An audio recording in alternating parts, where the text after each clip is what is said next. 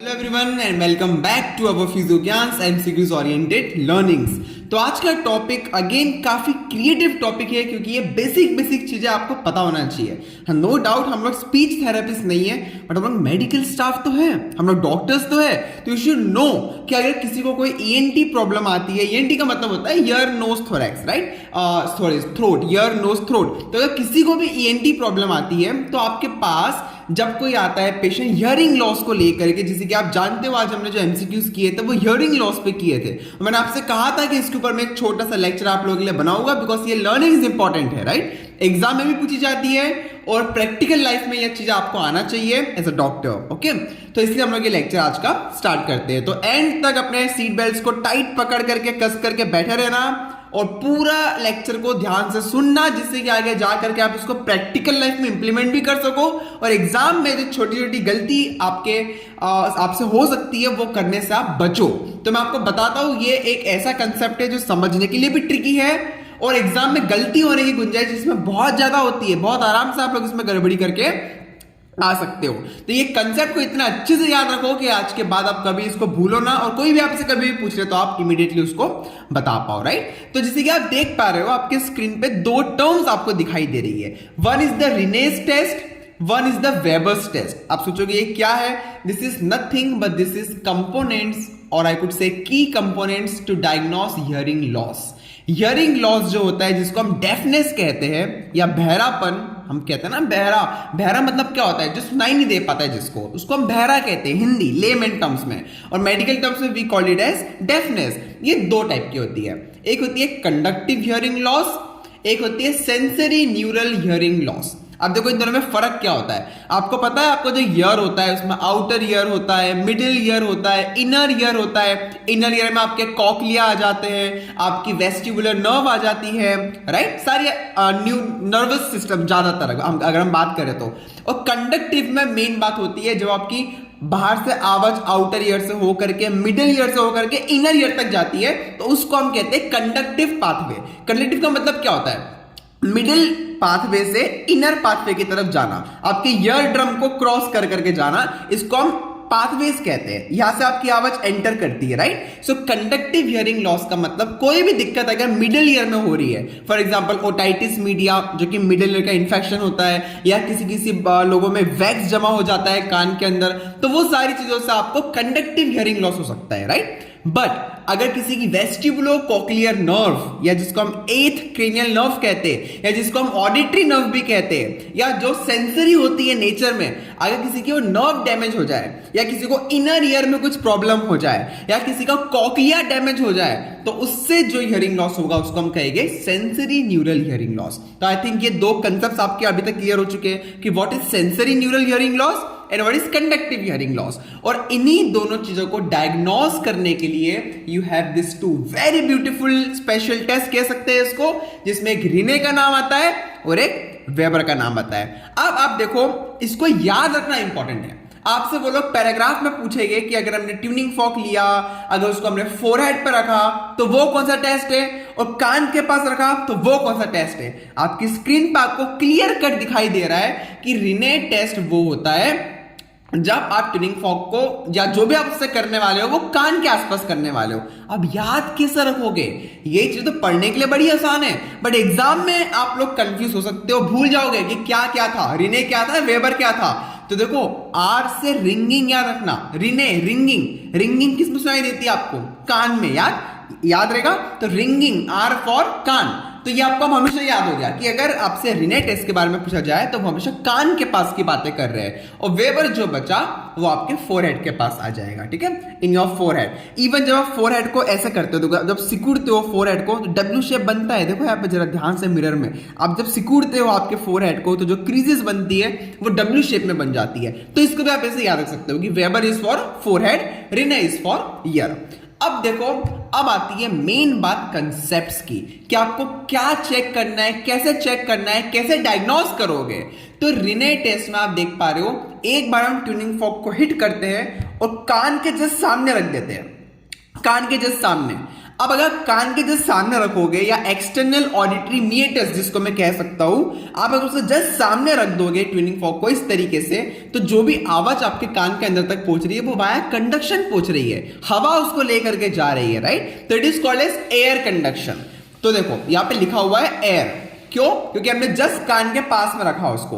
But अगर इसी tuning fork को हम हिट करके हमारी मेस्टॉइड बोन पर रख देंगे, this is what is called as mastoid bone. तो अगर हम मेस्टॉइड बोन पे उसको रख दोगे तो वही अब कंडक्शन आपका कहलाएगा बोन कंडक्शन, क्योंकि आपने बोन पे रखा है।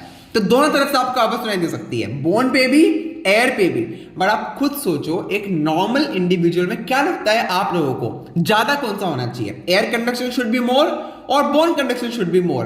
अगर आपके पास ट्यूनिंग फॉर्क है, अगर क्या आप लोग फिजियोथेरेपिस्ट हो, ट्यूनिंग फॉर्क तो होना ही चाहिए ना आपके पास, तो आपके पास ट्यूनिंग फॉर्क अगर है उसको फटाफट निकालो और अभी के अभी करके देखो, उसको हिट करो, एक बार कान के सामने रखो, हिट करो एक बार कान के पीछे या फिर मेस्टॉइड बोन पर रखो और देखो खुद फील करके कि क्या लगता है आपको, किसमें ज्यादा आवाज सुनाई देती है। तो आपका आंसर आएगा ऑब्वियसली एयर। तो इससे क्या समझ में आता है कि नॉर्मल इंडिविजुअल्स में air conduction is always more than bone conduction. ऐसा नहीं कि बोन कंडक्शन नहीं होता है, होता है, बट बोन कंडक्शन में समझो अगर आवाज आपको 1 सेकंड तक सुनाई दे रही है तो वही एयर कंडक्शन में आपको 3-4 सेकंड तक लगातार सुनाई देगी, twice as compare to bone conduction, right. इसलिए मैंने यहां पे ऐसा लिखा है कि air conduction is more than bone conduction normal cases में। अब अगर किसी को कंडक्टिव हियरिंग लॉस हो गया, कंडक्टिव हियरिंग लॉस मैंने क्या बताया था, क्या होता है कंडक्शन? हवा का पास होना या आवाज का पास होना from middle ear to inner ear. अब उसमें किसी को दिक्कत आ गई अगर, तो सोचो एयर कंडक्शन हो पाएगा क्या? नहीं हो पाएगा। तो उस केस में सिनेरियो क्या बन जाएगा? बोन कंडक्शन मोर देन एयर कंडक्शन। मतलब मेस्टॉइड बोन पर रखोगे तो ज्यादा सुनाई देगी, लंबे टाइम तक सुनाई देगी, और वही अगर आप एयर कंडक्शन करोगे तो 1 सेकंड में खत्म हो जाएगी आवाज। क्यों? क्योंकि उस पेशेंट को कंडक्टिव हियरिंग लॉस था, राइट। अब अगर बात करें सेंसरी न्यूरल हियरिंग लॉस की, उसमें केस बिल्कुल सेम हो जाएगा नॉर्मल जैसा। एयर कंडक्शन आपको ज्यादा मिलेगा as compare to bone conduction, क्योंकि याद रखना बोन कंडक्शन का मतलब क्या होता है? वाइब्रेशन।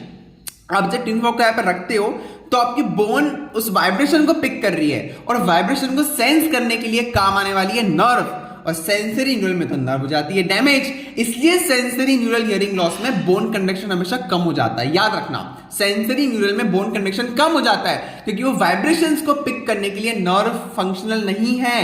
अब आप सोचोगे सर फिर तो ये कंडीशन और नॉर्मल कंडीशन सेम है, कैसे पहचान पाएंगे हम कि वो नॉर्मल है या सेंसरी न्यूरल हियरिंग लॉस है? यस, बहुत सही आंसर है आपका। तो आंसर ये है कि सेंसरी न्यूरल हियरिंग लॉस आप कभी पहचान ही नहीं सकते हो via Rinne test. Rinne test is not used to diagnose sensory neural hearing loss, क्योंकि उसका तो सेम होता है ना नॉर्मल इंडिविजुअल जैसा। कैसे पहचानोगे? तो उसके लिए वेबर टेस्ट होता है। तो वेबर टेस्ट जो है उसमें आप दोनों को पहचान सकते हो, कंडक्टिव हियरिंग लॉस को भी, सेंसरी न्यूरल हियरिंग लॉस को भी। बट अगर हम बात करते हैं रिने टेस्ट की, तो Rinne test is only used to diagnose the conductive hearing loss but not the sensory neural hearing loss. तो इसको मैं यहां पे कट कर देता हूं। बट इससे हमको लर्निंग्स क्या मिली कि कंडक्टिव हियरिंग लॉस में बोन कंडक्शन ज्यादा होता है, एयर कंडक्शन कम होता है। Simple as that. इस बेस लाइन को याद रख लो, आपका पूरा कंसेप्ट याद हो गया, कुछ जरूरत ही नहीं आपको और कुछ समझने की। और सेंसरी न्यूरल हियरिंग लॉस में बोन कंडक्शन कम हो जाएगा, एयर कंडक्शन बढ़ जाएगा। बस ये 2 चीजें आपको गार्ड बंद करके आपके टिप ऑफ द टंग में याद रखनी है। कोई नींद में 2 बजे भी उठाए तो आपको ये चीजें पता होना चाहिए। इसको बोलते हैं रट्टा मारना। तो हमने क्या किया, पहले हमने समझा, उसके बाद मैंने रट लिया कि yes in conductive hearing loss air conduction is loss, bone conduction is more. In sensory neural hearing loss bone conduction is loss, air conduction is मोर। ये चीजें हमने रट ली समझने के बाद। आई आपको इतनी बात समझ में? तो अभी हमने बात की थी रिने टेस्ट की। रिने टेस्ट की मैं आपको ये चीजें रिवाइज भी कराऊंगा। अगली जो 2 स्लाइड्स आप जानते हो, read, understand, revise and analyse. हम लोग हमेशा ऐसे बात करते हैं, ठीक है। तो इसी सीक्वेंस में हम लोग हर लेक्चर्स को कंडक्ट करेंगे। तो अभी हमने रीड किया, हमने अंडरस्टैंड किया, हम इसको रिवाइज भी करेंगे। उसके पहले वेबर टेस्ट को समझ लेते हैं। अब वेबर टेस्ट में हमको कान से कोई लेना देना नहीं है, राइट। अब पूरा जो लेना देना है वो फोरहेड से है। अब सोचो अगर आप एक ट्यूनिंग फॉर्क को हिट करते हो और फोरहेड पर रखते हो तो ये एयर कंडक्शन हुआ या बोन कंडक्शन हुआ? आप लोग सोचो। ऑब्वियस सी बात है, बोन कंडक्शन हुआ यहाँ पे। कहाँ कौन सी एयर आ गई यहाँ पे? It is just the bone conduction, जिस पे आप पूरा गेम होने वाला है आपका वेबर टेस्ट का।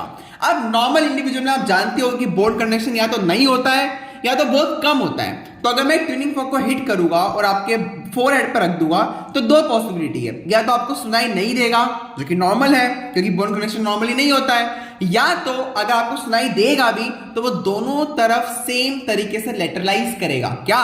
वो साउंड, वो वाइब्रेशन, वो जो वाइब्रेशन आपके फोरहेड पे क्रिएट हो रहा है वो दोनों तरफ इक्वल होना चाहिए। मतलब जो भी आपको कान में टुन आवाज सुनाई देगी वो दोनों तरफ इक्वल होना चाहिए। अगर आपके दोनों कान सही है तो if both the ears are properly working there will be equal lateralisation of the sound. ऐसा नहीं है कि एक तरफ ज्यादा सुनाई देगा एक तरफ कम सुनाई देगा, नहीं। तो इसलिए आपको इसमें बहुत जगह पे एक वर्ड लिखा हुआ मिलेगा, नो लेटरलाइजेशन। तो नो लेटरलाइजेशन का मतलब होता है कि किसी भी एक तरफ ये लेटरलाइज नहीं कर रहा है, it is equal on both the sides, और इट इज नॉट देयर। दोनों पॉसिबिलिटी हो सकती है। अब सोचो आप, अब एक चीज सोचने वाली क्या है, अगर किसी को कंडक्टिव हियरिंग लॉस है, समझो इस कान में किसी को कंडक्टिव हियरिंग लॉस है, तो अभी हमने क्या पढ़ा था बताओ? कंडक्टिव हियरिंग लॉस में क्या होता है? एयर कंडक्शन तो कम हो जाता है, बोन कंडक्शन बढ़ जाता है बहुत ज्यादा। तो आपको इसका जो साउंड है ट्यूनिंग फॉर्क का वो सिर्फ इस कान में सुनाई देगा। क्यों? क्योंकि बोन कंडक्शन बढ़ जाता है कंडक्टिव हियरिंग लॉस में, और इस तरफ आपको साउंड सुनाई नहीं देगा। तो अगर एक कान में साउंड सुनाई दे रहा है एक कान में साउंड सुनाई नहीं दे रहा है, इससे क्या समझ में आएगा कि इस वाले कान में कंडक्टिव हियरिंग लॉस हुआ है। क्योंकि रीजन तो मैं आपको पहले बता चुका था। यहां पे देखो जरा क्या लिखा हुआ है लेफ्ट साइड में कि in conductive hearing loss bone conduction is more than air conduction. और यहाँ पे क्या चल रहा है? बोन कंडक्शन चल रहा है। This is nothing but the bone conduction.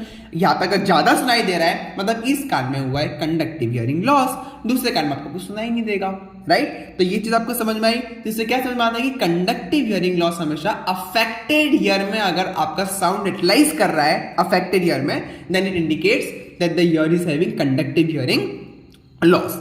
अब दूसरी पॉसिबिलिटी क्या है कि इस कान में कोई आवाज सुनाई नहीं देगी, अपोजिट कान में सुनाई देगी। आप समझ लो कि ये आपका हेल्दी ईयर है, हेल्दी ईयर।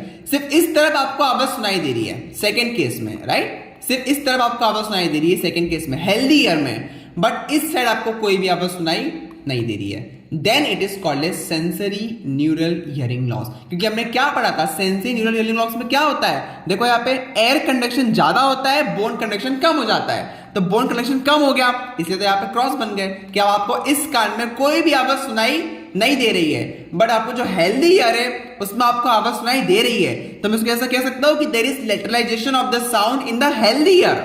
इसका मतलब हेल्दी ईयर में कुछ नहीं है, हेल्दी ईयर नॉर्मल है।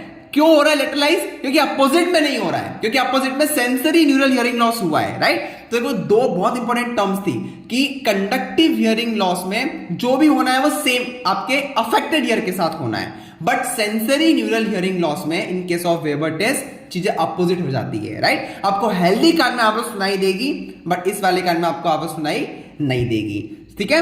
अब इस चीज को हम रिवाइज करेंगे बिकॉज मैं जानता हूं कि बहुत लोगों के लिए वेबर टेस्ट ऊपर से गया होगा, क्योंकि हम भी जब फर्स्ट टाइम पढ़ा करते थे तो हमारे ऊपर से आता था। रीने इजी था, इससे मैंने आपको रीने पहले पढ़ाया क्योंकि रीने समझ में आ जाता है। वेबर थोड़ा सा ऊपर से जाता है कि क्या अफेक्टेड क्या अनअफेक्टेड, किसमें सुनाई दे रहा है किसमें सुनाई नहीं दे रहा है, एवरीथिंग गोज मैश अप। तो इसलिए मैंने रिवीजन के तौर पे दो और इमेजेस आप लोगों के लिए डाली हुई है जिससे कि आप लोगों की चीजें कंफर्म हो जाए।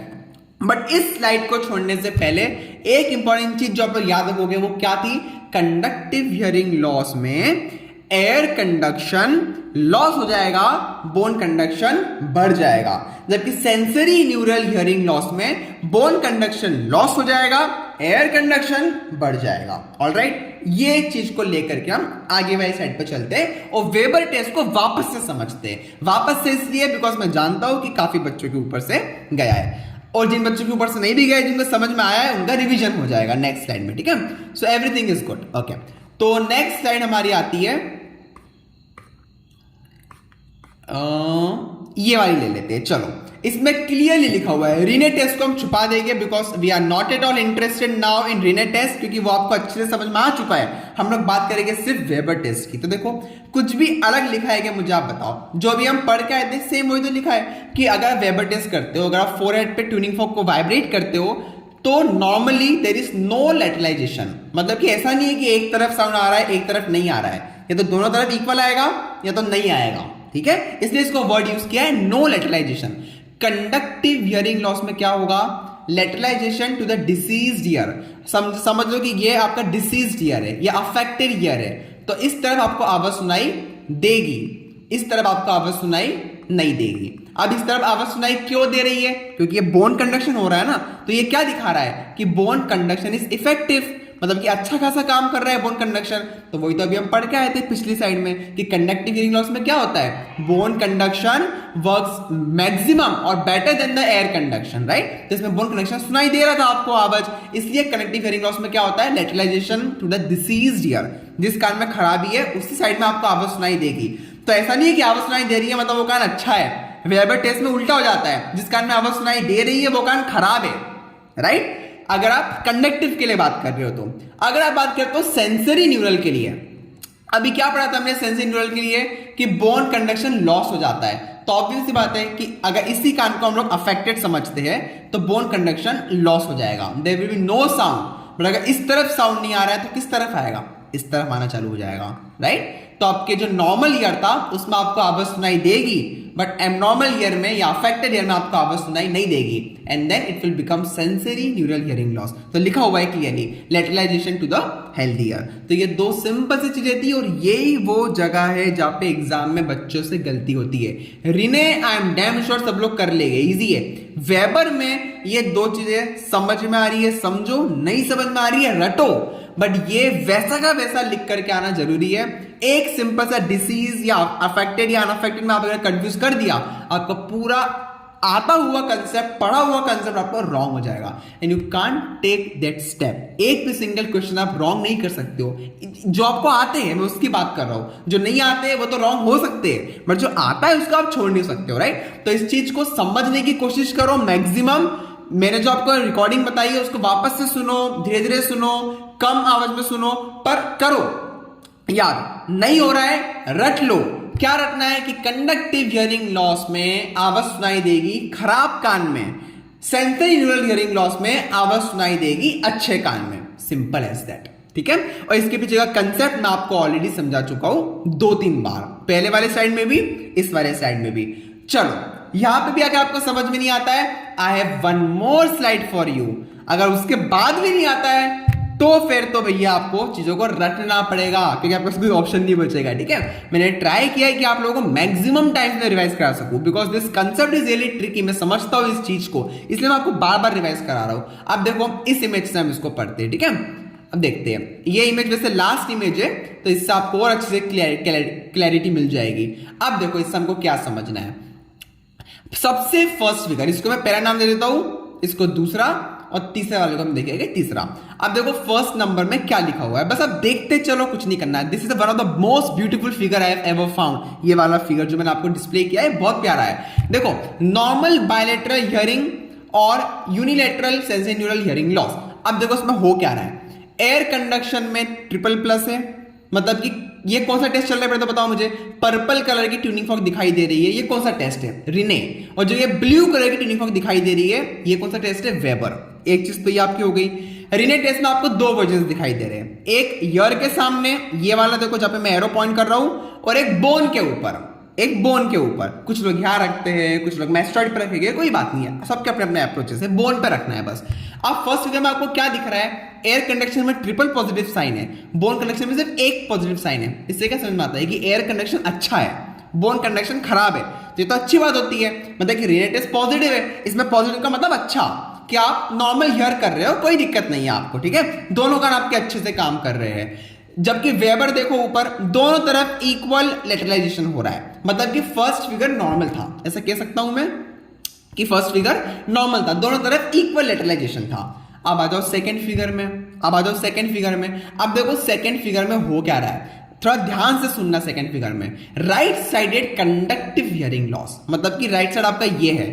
इस तरह हमको प्रूफ करना है कि कंडक्टिव हियरिंग लॉस हुआ है। तो कंडक्टिव हियरिंग लॉस तो हम दोनों से प्रूव कर सकते हैं, वेबर से भी, रिने से भी। मैंने आपको पहले ही पढ़ाया था कि वेबर तो दोनों को डायग्नोस करेगा, बट जो रिने टेस्ट है वो सिर्फ कंडक्टिव को करेगा, सेंसरी न्यूरल को डायग्नोस नहीं करता है। तो अभी हम बात कर रहे हैं कंडक्टिव हियरिंग लॉस की, और इसलिए हम दोनों की बात करेंगे, वेबर, रिने दोनों। तो बताओ मुझे रिने में क्या फाइंडिंग मिलेगी आपको कंडक्टिव हियरिंग लॉस में, एयर कंडक्शन कम हो जाएगा, ठीक है, और बॉन्ड कंडक्शन बढ़ जाएगा। तो वही तो हो रहा है, देखो एयर कंडक्शन में सिंगल प्लस है ना, हम इस कान की बात कर रहे हैं, इस तरफ की लॉस की, और बॉन्ड कंडक्शन में ट्रिपल प्लस है। ये क्लियर कट हमको प्रूफ कर रहा है कि इस वाले कान में कंडक्टिव हियरिंग लॉस हुआ है। अब इसको सेकंड प्रूफ हम ले लेंगे वेबर टेस्ट करके। देखो लेटरलाइजेशन किस तरफ हो रहा है, टुवर्ड्स द अफेक्टेड ईयर। अभी पढ़ के आए थे कि कंडक्टिव हियरिंग लॉस में लेटरलाइजेशन होता है टुवर्ड्स द अफेक्टेड ईयर।